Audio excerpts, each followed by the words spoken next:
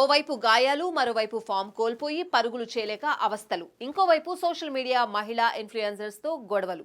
కొన్నాళ్ల క్రితం వరకు భారత యువ కెరటం పృథ్వీ షా పడిన కష్టాలివి. ఎట్టకేలకు షాకు వీటి నుంచి విముక్తి లభించింది. సోషల్ మీడియా ఇన్ఫ్లుయెన్సర్స్ ఆరోపణలు నిరాధారమైనవని తేలగా షా రంజీ ట్రోఫీలో అద్భుతమైన సెంచరీతో తన పునరాగమనాన్ని చాటుకున్నాడు.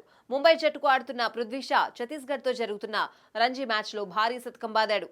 185 బంతుల్లో 18 ఫోర్లు, 3 సిక్సర్ల సాయంతో 159 పరుగులు చేశాడు. ఈ క్రమంలో భారత జట్టుకు తన పునరాగమనంపై ప్రశ్నించగా అలాంటి దూరపు ఆలోచనలు లేవని తెలిపాడు. ప్రస్తుతానికి ముంబై జట్టుకు రంజీ ట్రోఫీ అందించడంపైనే తాను దృష్టి సారించినట్లు వెల్లడించాడు. నేను భవిష్యత్తు గురించి ఆలోచించడం లేదు, వర్తమానంపై దృష్టి పెడుతున్నా. గాయం తర్వాత మళ్లీ క్రికెట్ ఆడుతూ ఉండడం సంతోషంగా ఉంది. ముంబై జట్టు రంజీ ట్రోఫీ గెలవాలనే లక్ష్యంతో ఆడుతున్నా. ఆ లక్ష్యం కోసం నేను చేయగలిగినంతా చేస్తాను అని షా ఓ జాతీయ ఛానల్కి ఇచ్చిన ఇంటర్వ్యూలో మాట్లాడాడు. వన్డే ప్రపంచ కప్ కు ఎంపిక కాకపోవడంతో ఇంగ్లాండ్ వెళ్లిన షా అక్కడ అదరగొట్టాడు.